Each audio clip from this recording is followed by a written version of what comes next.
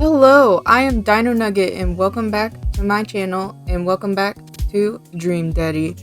We left off on a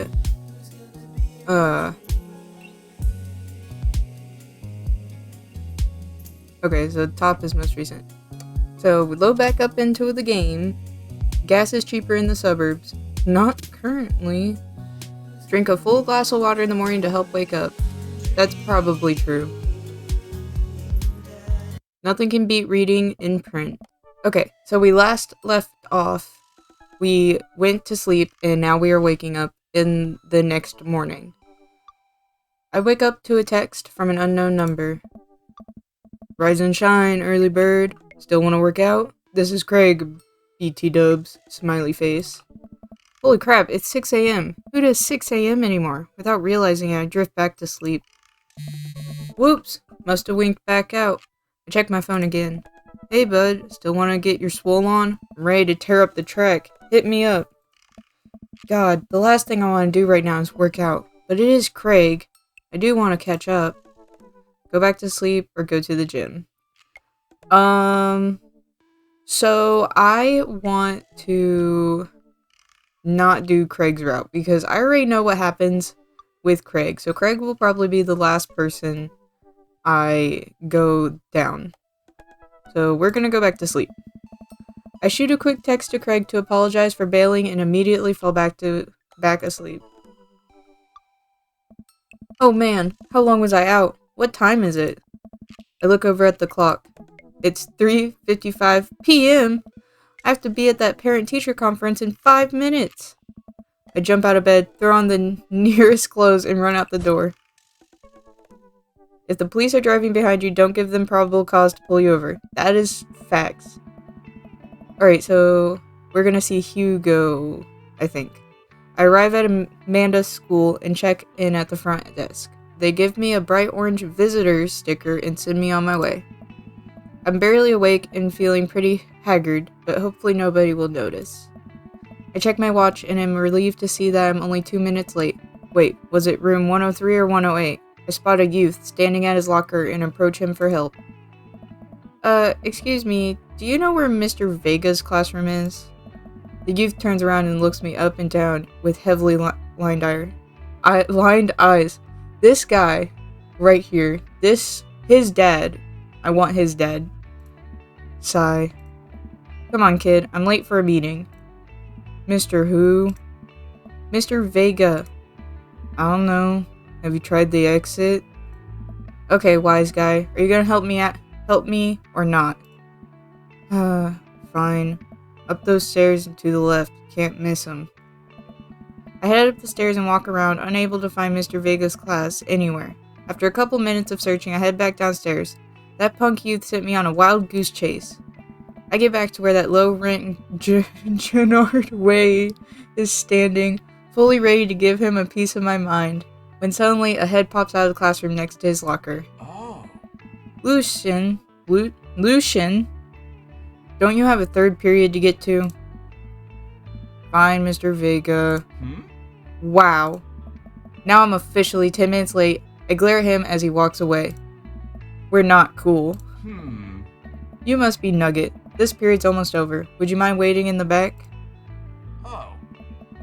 Mr. Vega leads me in and I take a seat in one of the comically small students' desks in the back. I might get stuck in this. Alright, where were we? Now who can tell me about the unreliability of the narrator and J.D. Salinger's Catcher in the Rye? God, this game is going to show how dyslexic I am. Yes, Colin? Colin stands up and does the thing where he blows into the crook of his elbow to make a fart noise. The whole class erupts in laughter. Alright, everybody. Very funny, Colin. Please sit down. Now, Holden. Holden Caulfield is an unreliable narrator in the sense that the bell for the end of the period rings. All the students immediately get up and make a break for the door. Facts. Whoa. Remember to do the reading and answer the response questions on page 194 in your textbook. Nobody's listening. Oh. Or not, I guess. Mr. Vega turns to me and sighs. middle schoolers, right? Don't you teach high schoolers? Both, you know. Budget cuts. Right. Thanks so much for coming in. No problem, Mr. Vega. Please, call me Hugo. I was right, his name is Hugo. I think it said that the entire time. I don't know. I don't normally do these impromptu parent-teacher meetings, but as I'm sure you know, Amanda is a very bright student, and I'm concerned about her recent behavior. What's going on? I don't know. That was hot. He just spoke. Amanda has never been the most engaged student, but I know she cares. Recently, though, she's been falling behind. She's not completing assignments and has been doing rather poorly on tests. I'd normally chalk this up to senioritis, but this is strange. I thought Amanda always shared everything with me. It hadn't even crossed my mind that something might be wrong. I don't know. I just wanted to ask, is everything okay at home? We just moved, she's fine. She has a tendency to politics. We just moved, my guy. Probably. Well, we just moved recently, but it was only to the other side of town, and Amanda was more excited about it than I was. Oh. See if you can talk to her about it. I know she values you a great deal and would appreciate your guidance. If she keeps heading down this road, I know how important art school is to her, and I would hate to see her miss out on scholarship money that she clearly deserves. I'll make sure to talk to Amanda. Thanks for letting me know, Hugo. Anytime. On my way out, I stopped, thinking for a moment. I turned to Hugo. Hey, Hugo. Yes? They ever catch that rye? Yes.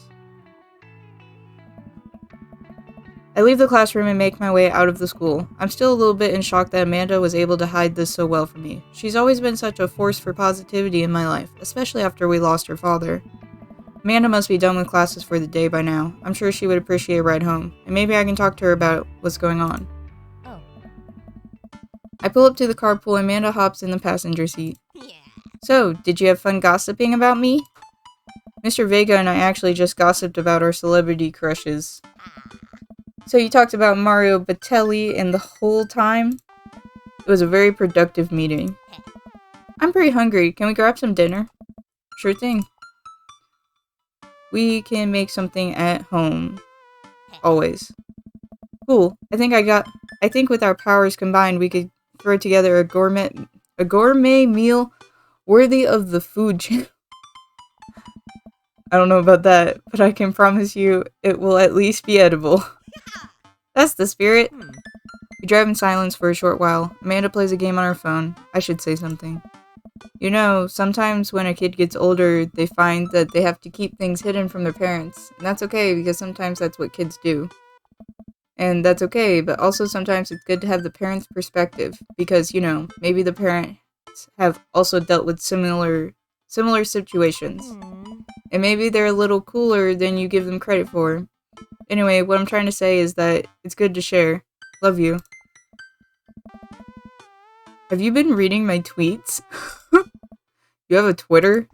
What? Never mind. Look, sweetie, Mr. Vega said you haven't been participating in class and that you're not turning things in. Oh, I'm fine, Pops. Senioritis and all that. I thought you liked Mr. Vega's class. It's fine. He's fine. We pull up to a stoplight and I eye Amanda. She's still texting.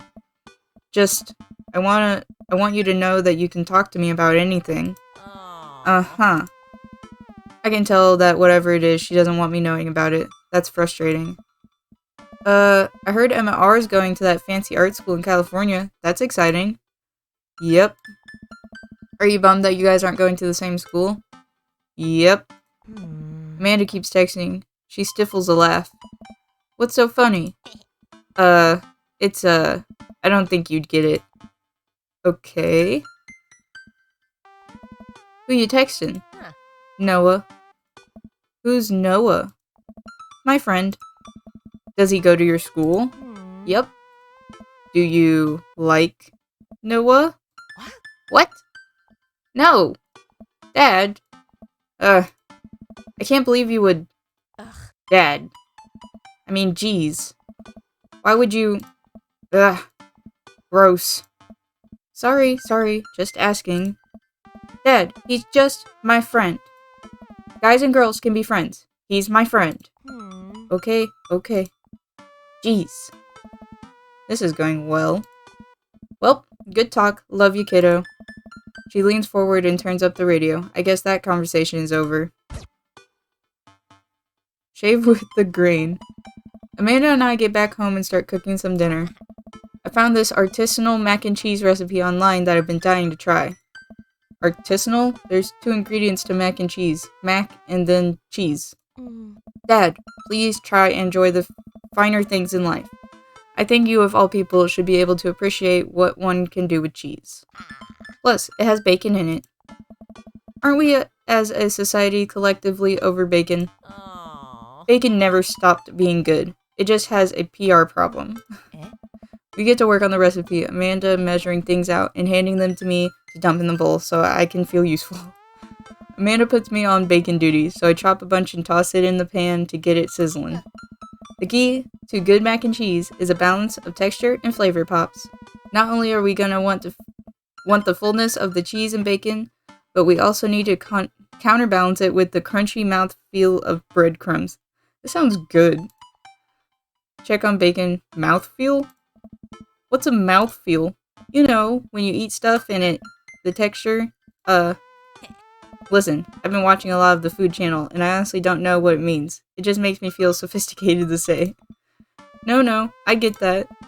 Every time I watch the channel, I just feel, in order, hungry, jealous, insecure about my cooking ability, and then hungry. Me too.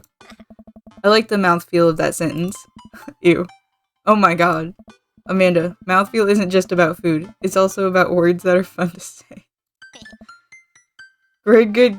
Gregarious? Excuse me? Lenticular? Boisterous? Defenestrate? What? Lenticular? Cattywampus? Discombobulated? All of a sudden the bacon... Goddamn. I thought I had longer. I must have not been paying attention to how hot the pan was. Fire! Fire! Oh god! Fire! I run around the kitchen looking for anything to put out the fire. I grab a cup of water. Amanda snatches it out of my hands. Nope. She puts it down and calmly grabs a lid from the pantry. She places it on top of the flames and turns down the heat. I finally calm down. Did I almost just burn down our brand new house because I was too busy saying silly words? And I can't even say these. Cool, who wants takeout?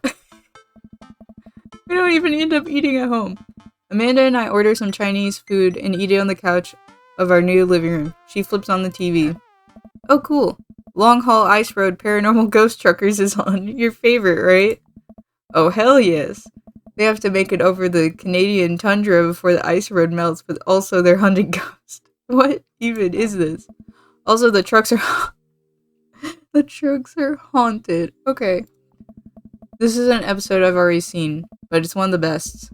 Colum and Flint Dogbone, the twin brother truck driving and ghost hunting duo, finds themselves in the greatest peril yet. Is this just supposed to be a spoof of Supernatural Sam and Dean? Oh no, the ghost done got control of the truck. I can't steer on them their damn ice roads. What? Let me use this EVP meter to try and communicate with the spirits. Flint, we're about to die. Ah, almost got it. If you listen carefully, it sounds like it's saying you're gonna die. That's because we are about to die, you. This is art. The episode ends and Amanda excuses herself to go and start arguments on the internet. What? I stay up a little longer, curious about the exploits of Callum and Flint Dogbone after their disastrous ice road accident. Afterwards, I crawl into bed and get a good night's sleep. The extended cut is the only cut worth watching. Don't smoke. Morning, sleepyhead. 5 more minutes. You have never let me have 5 more minutes, so get up. Fine. We have cereal for breakfast and spend the morning putting together furniture. Amanda is much better at interpreting the tiny manuals. We're able to put together a few shelves and one desk, but I'm pretty sure it was supposed to be a bookcase. So, you're excited for the cookout today? Excited to beef up my grilling skills. If there's food, I'm excited.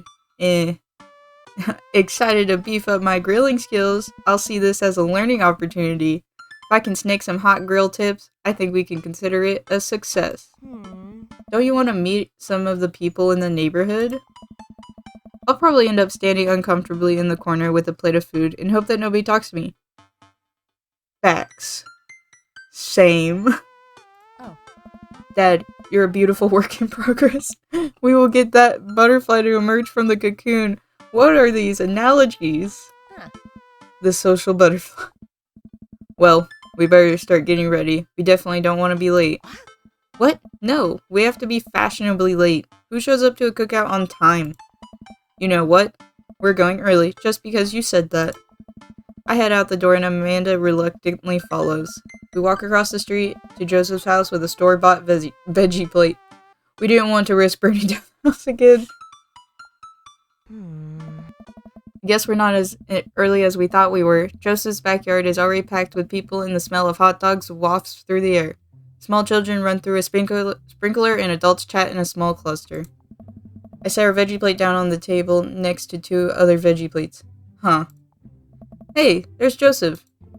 I wave to get his attention. The moment he sees us, he jogs over, arms open wide. Welcome! I'm so glad you two are here. And you brought veggies. Let me introduce you to my family. Kids, come on over here. This is Chris, my eldest. Hi.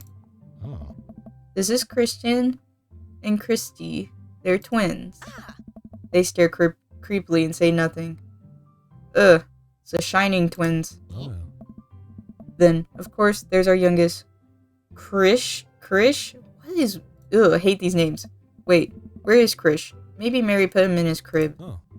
Oh, and how could I forget my lovely wife, Mary? Joseph pecks her on the cheek. She smiles. Ah, Mary, sweetheart. Did you put Krish to bed? I'll have to go look for him. What? You'll have to... Joseph takes a moment and regains his composure. Mary, this is our new neighbor, Nugget and his daughter, Amanda.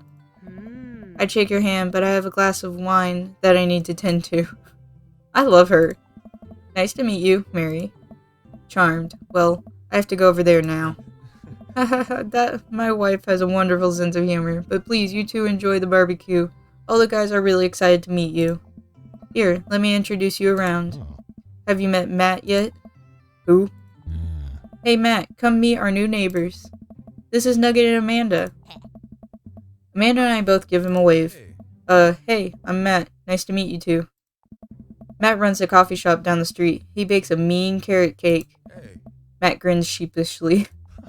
He also knows everything about music. His record collection takes up a whole wall of his house. That's me, the music guy. That's a bit of an understatement. He also used to be in a... I'm just the music guy, always stoked to discuss music, tunes, and stuff. That's so cool. I love music. Matt's ears seem to perk up. Oh, yeah? What kind of stuff do you listen to? Dad rock, top tier stuff, almost exclusively songs about being sad. Me too. If it forces me to think about my own personal shortcomings or understanding that feeling sad is as unique as it is universal in that there's a certain comfort in knowing that, then I'm all over it. Dude, me too. Matt gives me a high five.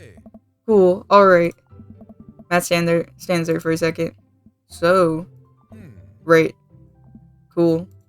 Well, I'll, be making the rounds. Feel free to stop by later. Is he afraid of people as you are? He might be. Let me introduce you to Damien. Yes! Give me goth daddy. Joseph beckons a tall man in gothic attire over to the conversation. Good eve, friends. Damien, this is our new neighbor Nugget. Ah, so lovely to meet you. Damien shakes my hand, then bows. If ever you're interested, it would bring me great pleasure to host you for a spot of afternoon tea. Wow, yeah, that sounds rad. Splendid. Well, I must be off. Perhaps our paths shall cross again. No, Goth Daddy, come back. Damn, what a classy dude. This is Robert. He lives just across the way.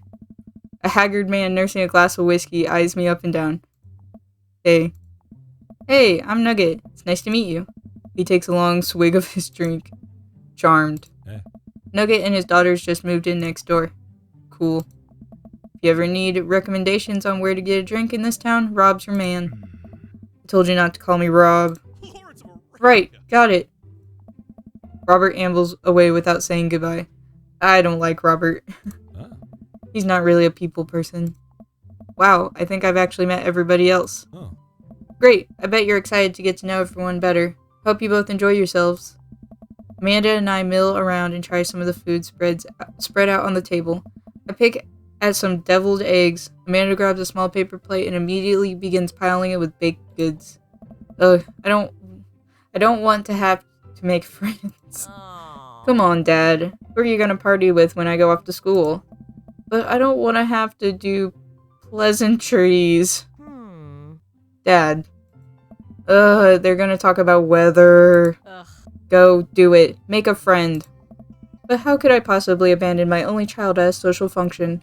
That's bad parenting. This plate of cookies is my new dad. Bye. Amanda shoves me into the center of the yard. Well, here goes nothing. I look around the party, and I'm surprised to see some familiar faces. Oh, it's the coffee guy, or is he the music guy? What a cool guy, and mysterious.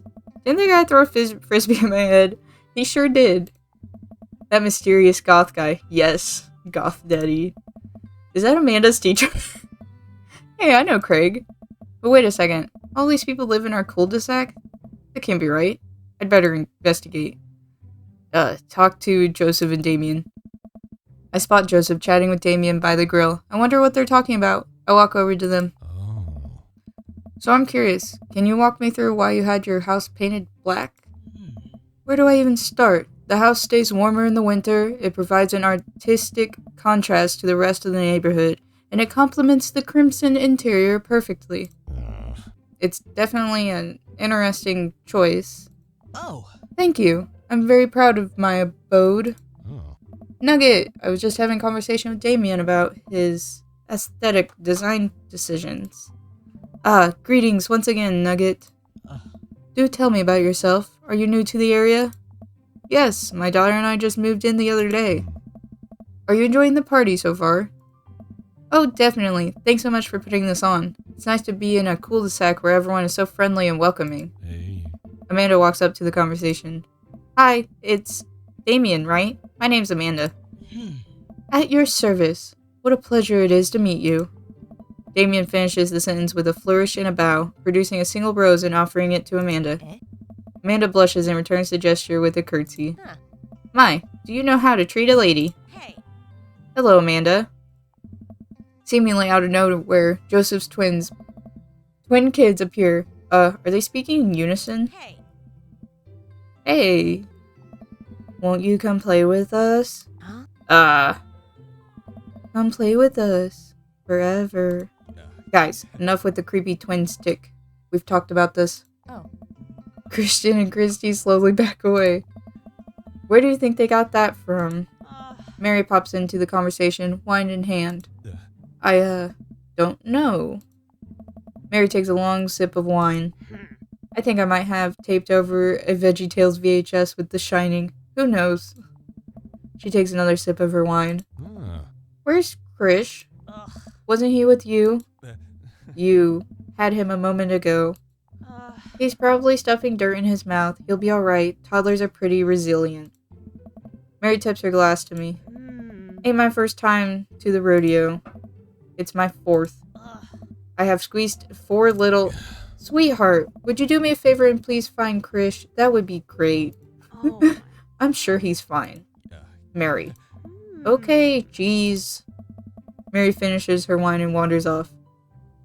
I love how the one the one dad who actually has a wife, the wife is just an alcoholic. Dad, can we go now? Lucian, have I introduced you to Nugget yet? Hey, it's that punk from Amanda's school. I remember you. Whatever. That's no way for a young man to speak to his elders. Be polite. Lucian bows. Whatever, sir. Lucian bows again. Mr. Christiansen? Oh my god, what kind of name is that? May I have a veggie burger, sir? Oh. Coming right up, bud. Are you a vegetarian? Yep. Make that 2 veggie burgers. Did you know that some people in the Victorian era were vegetarians? They described carnivorous type people as blood lappers. Damn. Dad. Oh. That's really interesting, Damien. Joseph turns to the grill. Just a hint of tattoo peeks out from underneath his sleeve. I can't believe I didn't notice it before. It looks like the bottom of an anchor. Whoa, is that a tattoo? Yeah. Yep. I wasn't always a youth pastor, you know. That's so cool. Wanna see mine? What? Lucian pulls back some rubber bracelets, revealing a lopsided 666 in black ink. My buddy gave me a stick and poke tattoo last week. I think it's healing up pretty good. Lucian! We'll talk about this later. Oh. That's pretty cool. What's the significance of the tattoo?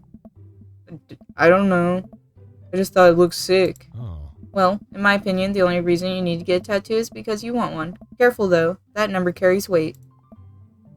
Man, Joseph was way cooler youth pastor than I thought. I just figured youth pastors popped out of the womb with a Bible. I wonder what he did before preaching. Oh my god. Talk to Robert and Brian, talk to Matt, Hugo, and Craig.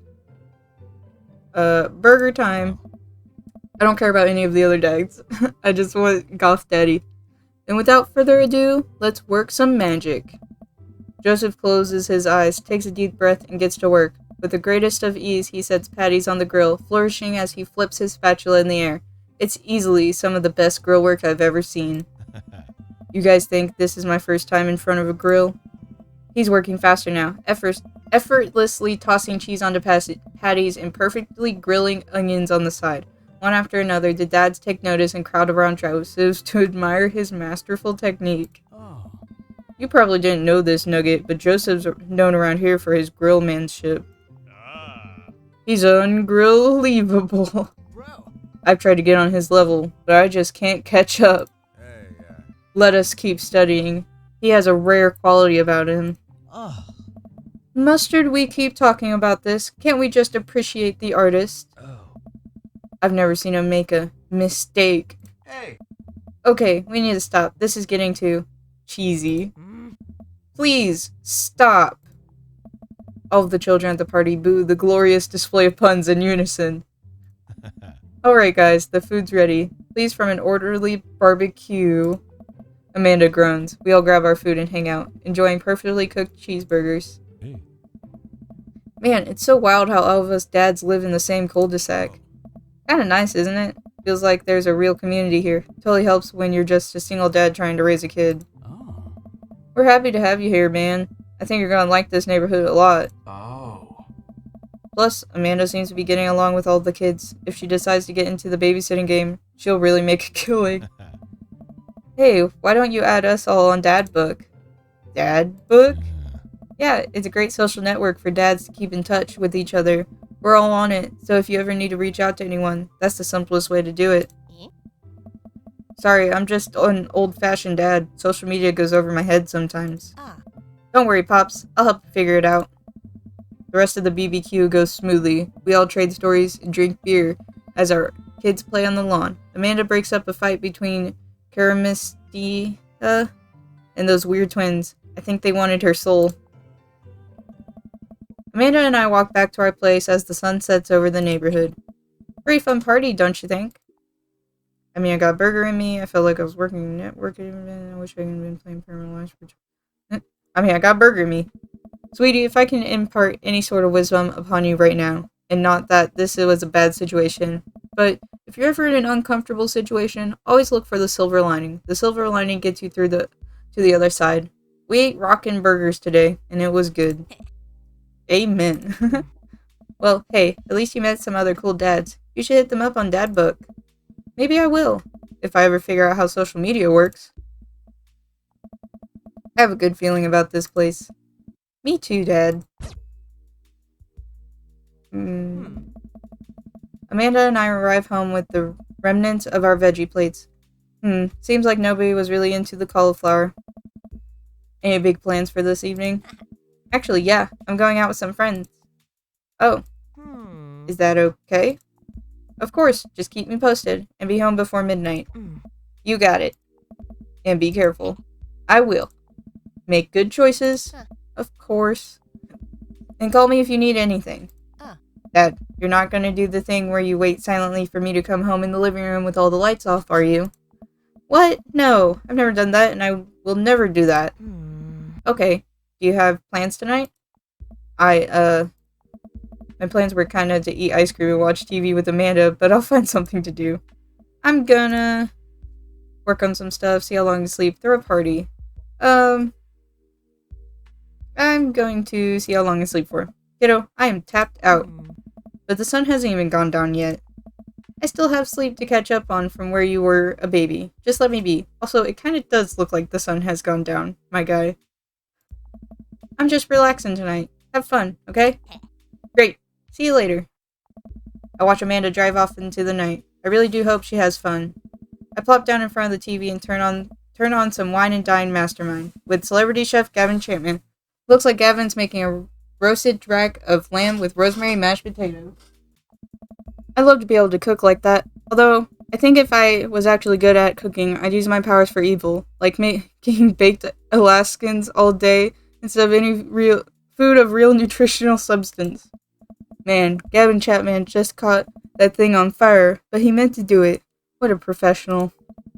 I lose track of time as I blaze through several episodes of Wine and Dine Mastermind, and also one episode of some cooking show called Meat Hill.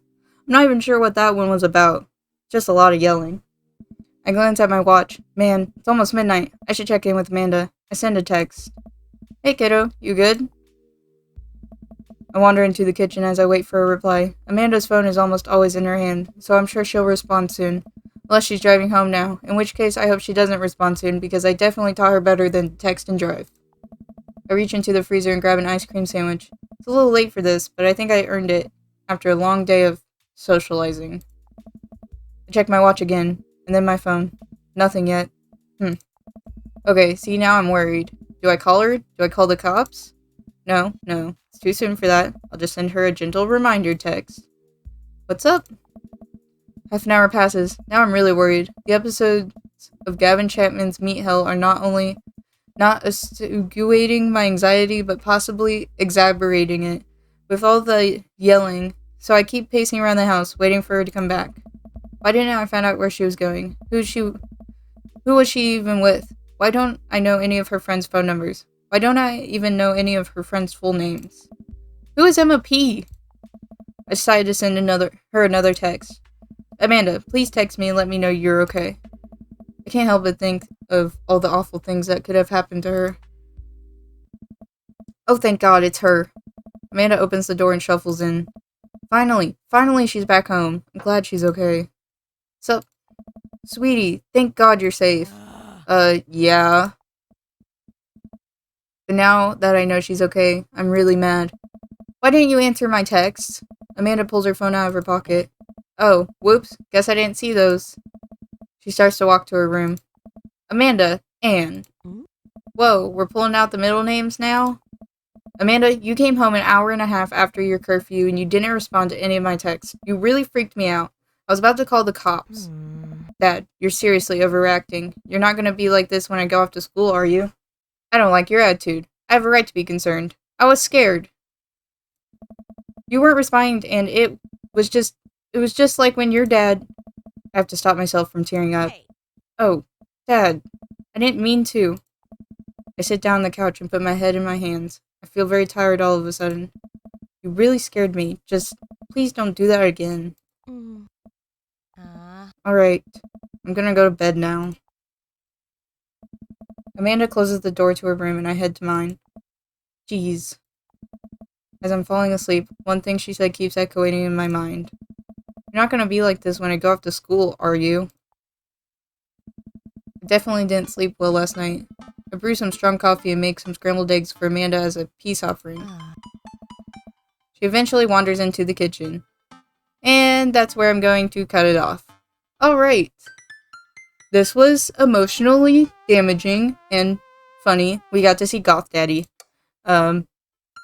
So we are going to cut it off there. And hopefully you enjoyed. I did. I will be continuing this game, as it is bringing me much joy to play. And with that, I will see you in the next one. I am out.